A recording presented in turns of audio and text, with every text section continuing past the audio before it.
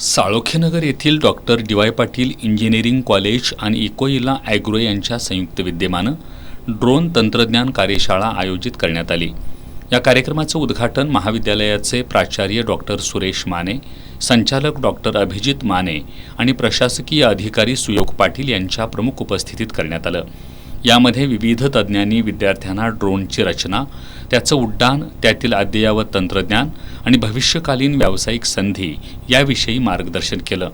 यावेळी बोलताना तारामित्र ड्रोन अकॅडमीच्या प्रणवी नाईक निंबाळकर यांनी बदलत्या तंत्रज्ञानाच्या युगात ड्रोन टेक्नॉलॉजीचं महत्त्व अधोरेखित केलं।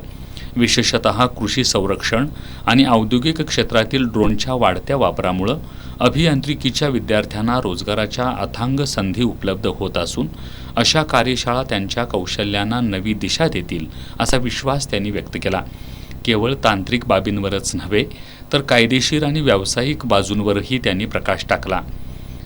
तारामित्र ड्रोन अकॅडमीच्या पूजा नाईक निंबाळकर यांनी विद्यार्थ्यांना ड्रोनचे विविध भाग, हार्डवेअर असेंब्ली आणि सॉफ्टवेअर प्रोग्रॅमिंगचे बारकावे शिकवले। भारतात ड्रोन उडवण्यासाठी नागरी विमान वाहतूक महासंचालनालयाचे कोणते नियम आहेत, रेड, ग्रीन, येलो झोनचं महत्त्व काय आहे याची सविस्तर माहिती दिली। यासह अधिकृत ड्रोन पायलट कसं बनावं यासाठी आवश्यक असणारं शासकीय प्रशिक्षण आणि कमर्शियल लायसन्स मिळवण्याची प्रक्रिया काय आहे याबद्दल मार्गदर्शन केलं।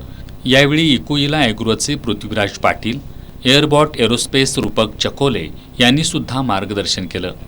यानंतर विद्यार्थ्यांना प्रत्यक्ष प्रात्यक्षिक दाखवून त्यांना प्रशिक्षण देण्यात आलं, ज्याद्वारे विद्यार्थ्यांना प्रत्यक्ष उड्डाण कौशल्याचा अनुभव।